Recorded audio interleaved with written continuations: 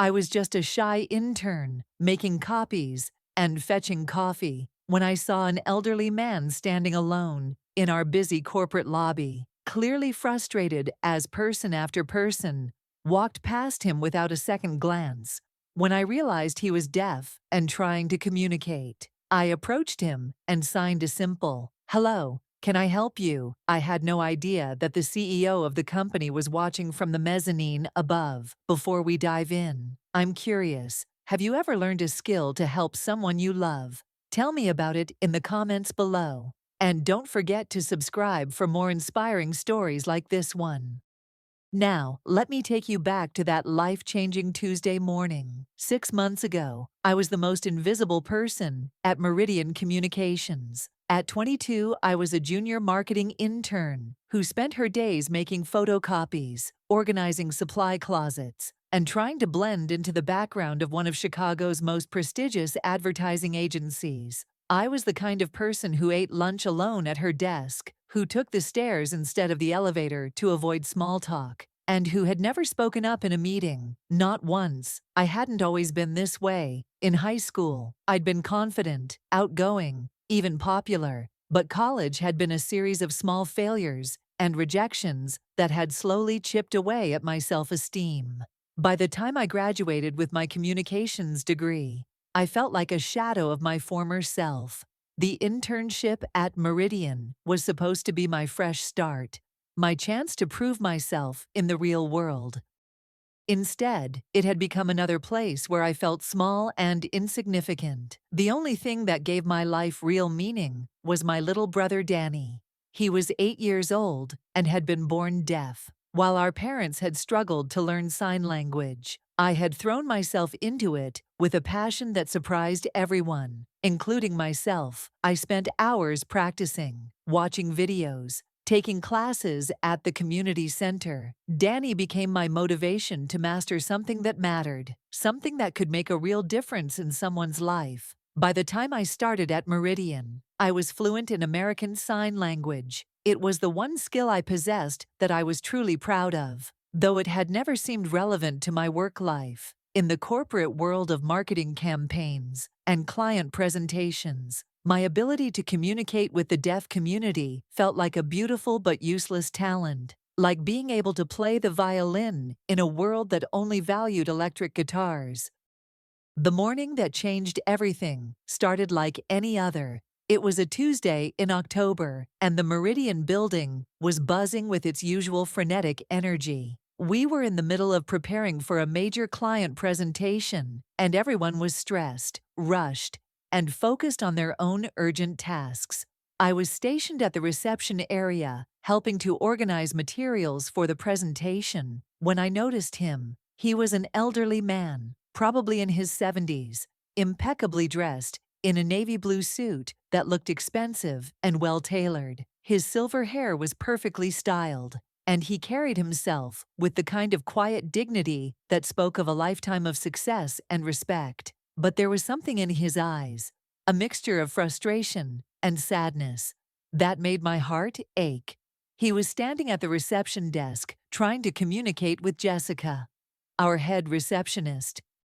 Jessica was a perfectly nice person, but she was also incredibly busy and clearly growing impatient with whatever communication barrier was occurring. "Sir, I'm sorry, but I don't understand what you're trying to tell me. Do you have an appointment? Can you write down who you're here to see?" The man was gesturing, pointing toward the elevators, his mouth moving in what I realized were words that Jessica couldn't hear. And then I saw it, the subtle hand movements, the facial expressions, the way he was trying to finger spell something. He was signing. I watched in growing dismay as Jessica turned to help another visitor, effectively dismissing the elderly man. He stood there for a moment, looking lost and increasingly distressed. Other employees walked past him, account executives in expensive suits, creative directors with their arms full of presentation boards, junior associates rushing to meetings. Not one of them stopped.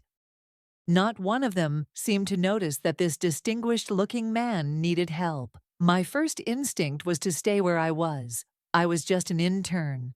I had my own tasks to complete. My supervisor, Margaret, had made it clear that my job was to support the presentation prep, not to get involved in reception duties. But as I watched the man's shoulders slump slightly, as I saw the defeat creeping into his posture, I thought about Danny.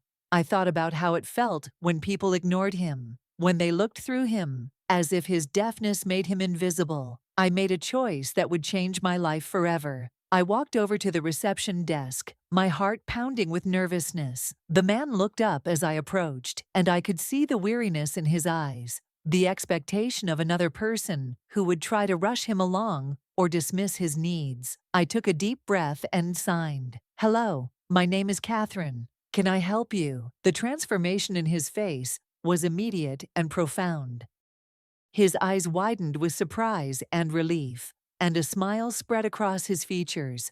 The first genuine smile I'd seen from him since he'd entered the building.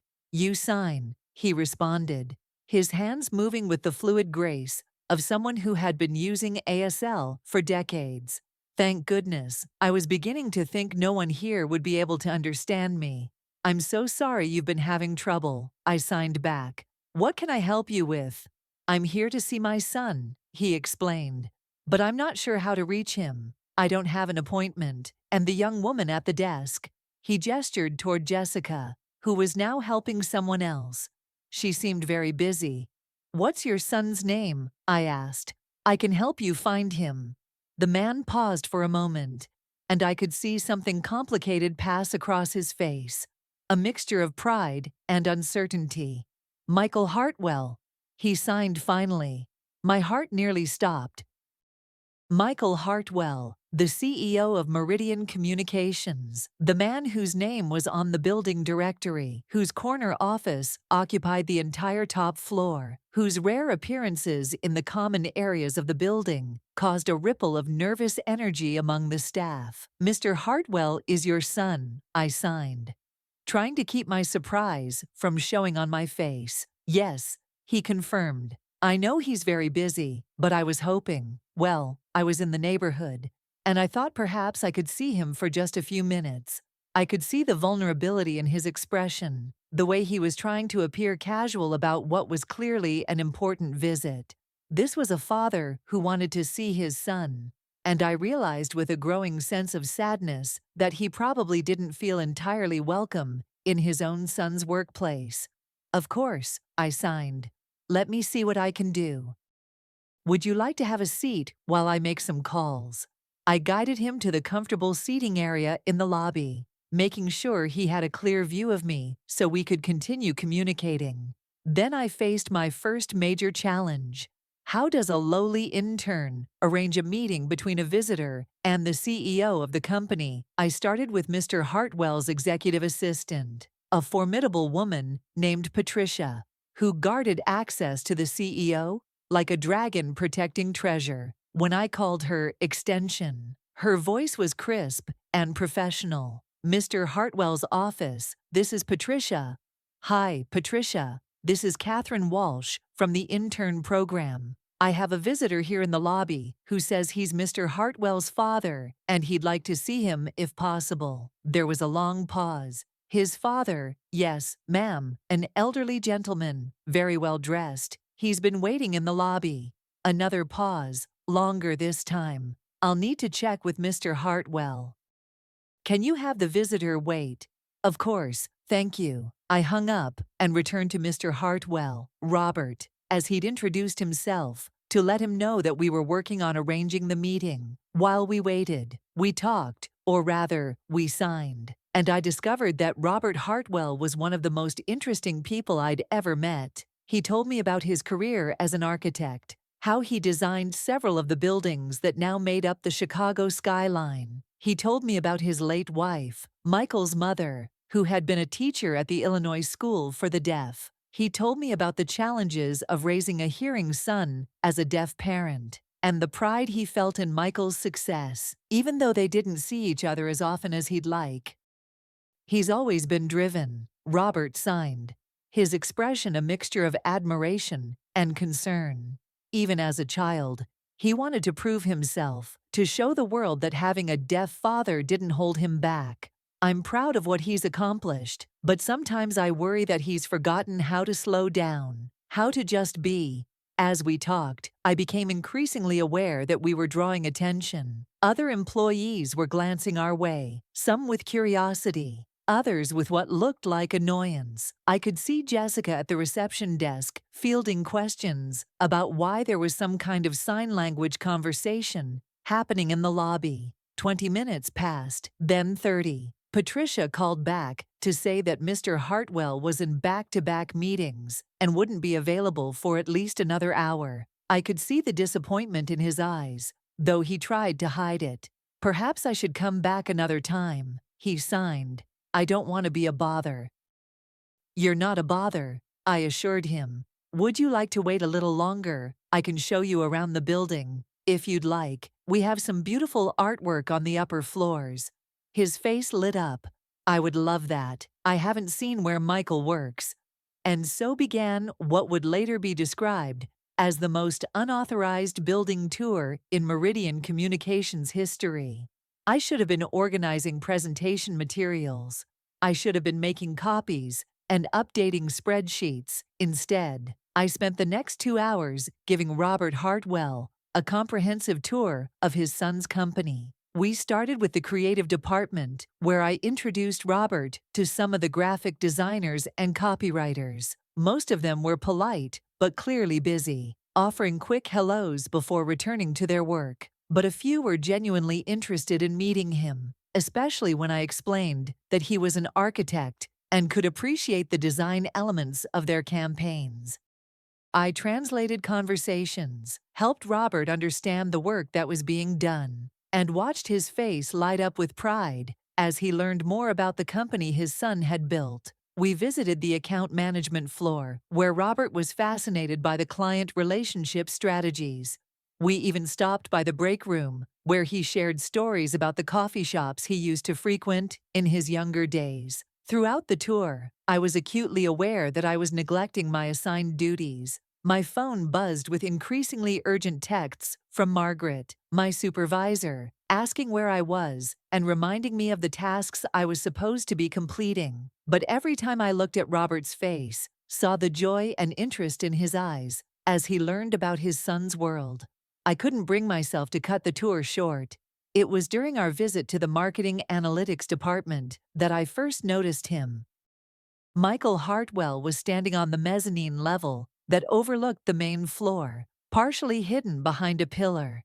He was watching us, watching his father interact with his employees, watching me translate conversations and facilitate connections.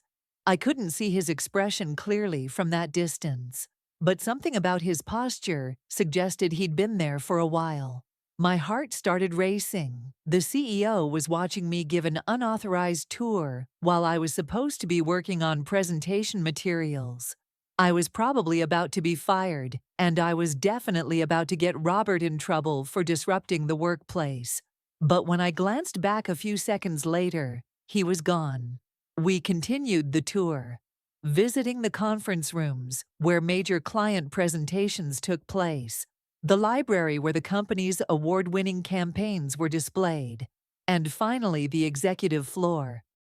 Robert was particularly interested in this area, asking questions about the decision-making processes and the leadership structure of the company. Michael built all of this, he signed, looking around the elegant executive suite with its polished wood paneling and original artwork. He did, I confirmed. The company has grown tremendously under his leadership. Everyone here has a lot of respect for him. Robert nodded, but I could see something wistful in his expression. I'm proud of him, he signed. I just wish. What do you wish? I asked gently. I wish I knew him better as an adult. When he was young, we were very close, but as he got older, especially after his mother died, he seemed to feel like he needed to take care of everything himself. He stopped asking for help, stopped sharing his problems with me. I think he thought my deafness made me fragile, that he needed to protect me from his worries. My heart ached for both of them, for Robert, who clearly loved his son deeply, but felt shut out of his life, and for Michael, who had probably been trying to be strong and independent, but had inadvertently created distance between them. It was nearly 3:00 p.m. when we finally returned to the lobby. Robert's scheduled meeting time had long passed, and I could see that he was beginning to accept that he wouldn't be seeing his son today. "Thank you, Catherine," he signed, his hands moving with sincere gratitude. "This has been wonderful. I feel like I understand Michael's world so much better now, and I've enjoyed getting to know you. You remind me of my late wife. She had the same kind heart, the same way of making people feel seen and valued." "It's been my pleasure," I signed back, and I meant it. Despite the anxiety I felt about neglecting my work duties, the afternoon had been one of the most meaningful I'd experienced since starting at Meridian. As Robert prepared to leave, I saw Margaret approaching from across the lobby. My supervisor's face was a mask of barely controlled anger, and I knew I was about to face the consequences of my choices. "Catherine," Margaret said, her voice sharp enough to cut glass, "I need to speak with you now." I turned to Robert to explain that I had to go, but before I could sign anything, a voice behind me said, "Actually, Margaret, I need to speak with Miss Walsh first." I turned around and found myself face to face with Michael Hartwell himself. He was tall, probably in his early 50s, with the same intelligent eyes as his father, and an air of quiet authority that made it clear why he was successful in business. But there was something else in his expression, something that looked like emotion carefully held in check. "Mr. Hartwell," Margaret stammered, clearly as surprised as I was.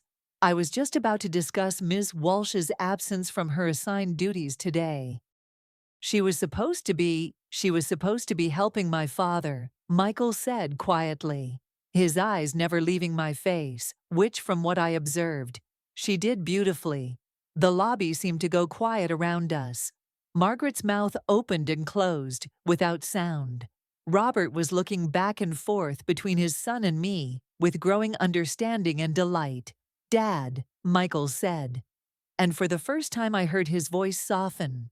He turned to his father and began to sign slowly, somewhat clumsily, but with obvious effort and care. "I'm sorry I kept you waiting. I didn't know you were here until—" He paused, glancing at me, then continued signing. "Until I saw you with Catherine. I've been watching you two for the past hour. I haven't seen you look that happy in years."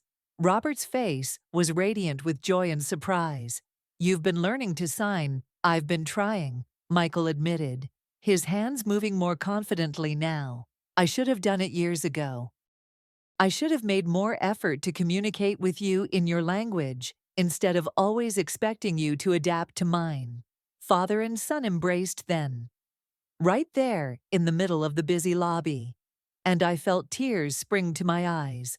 Around us, the usual bustle of the office had slowed as people stopped to watch this unexpected reunion.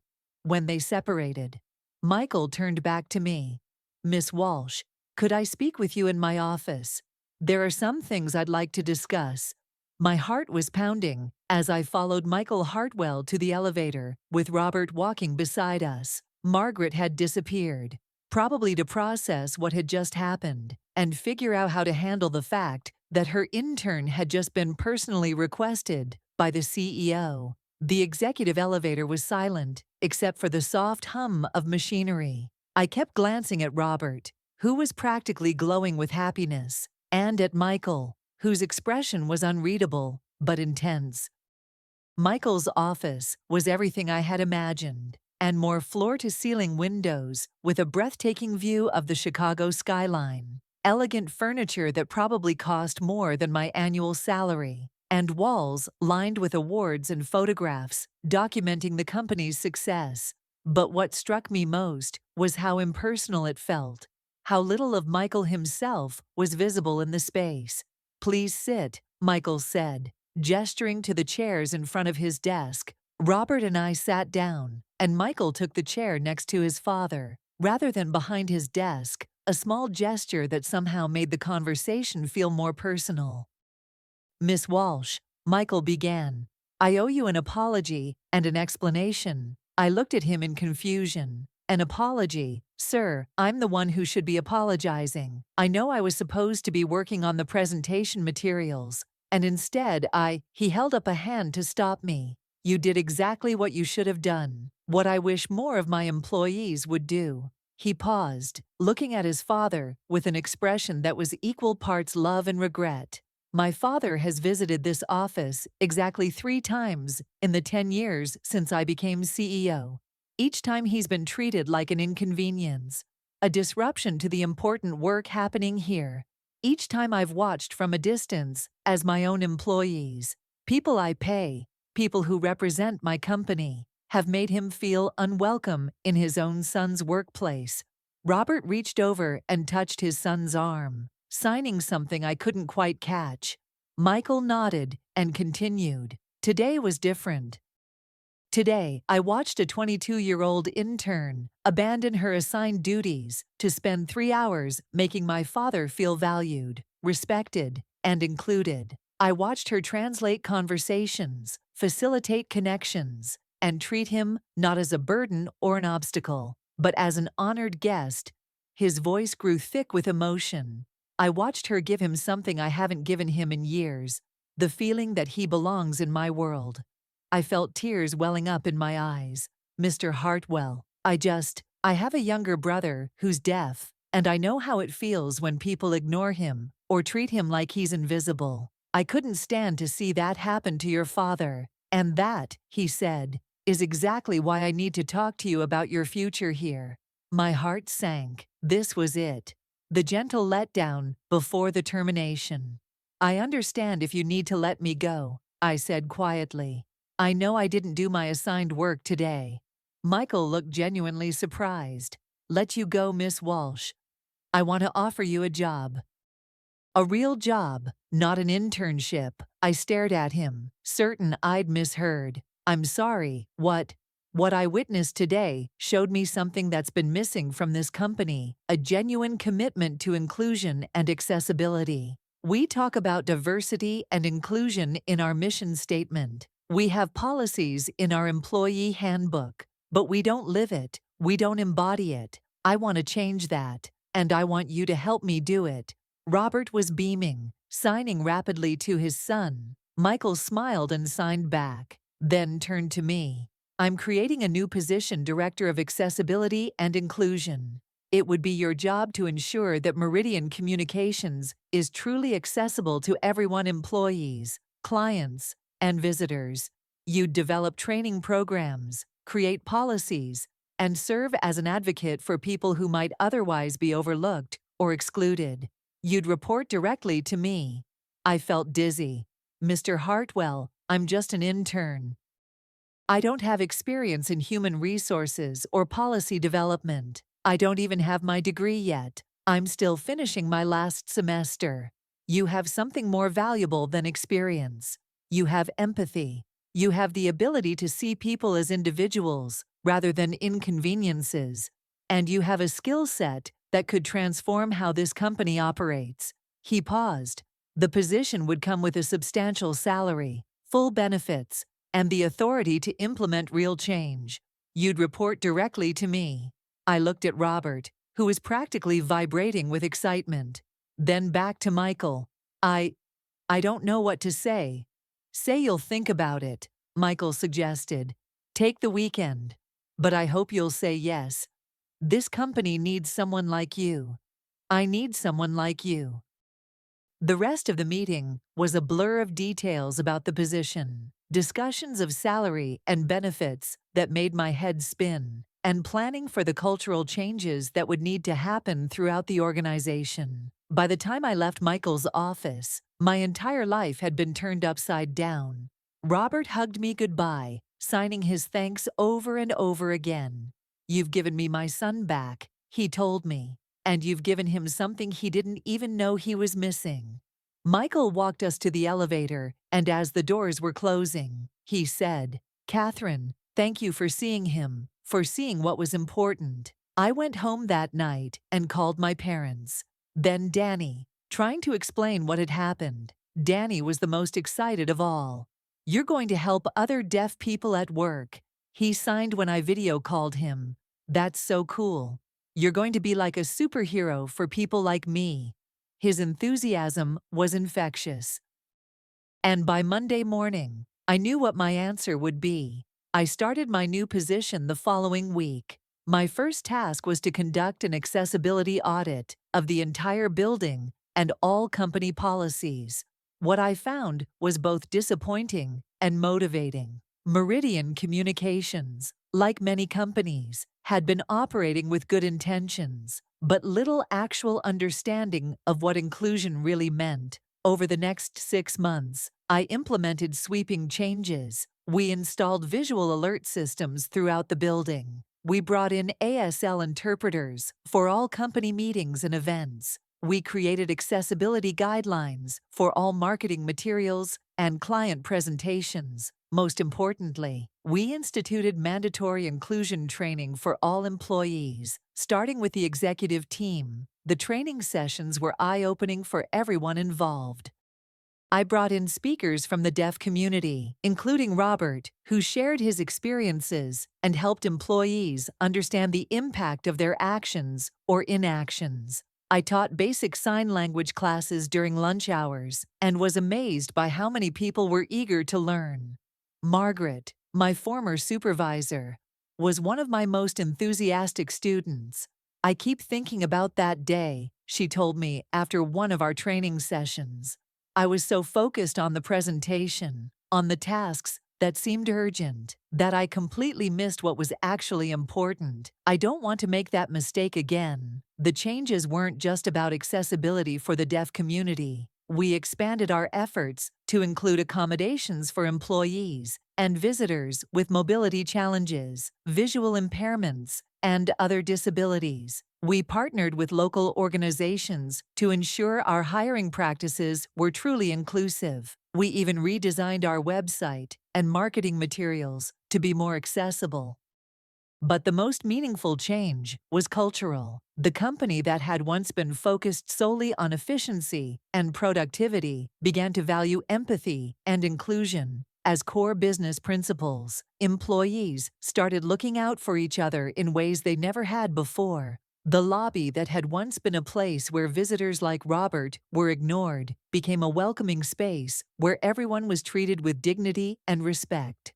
6 months after that life-changing Tuesday, Meridian Communications won a national award for workplace inclusion at the ceremony.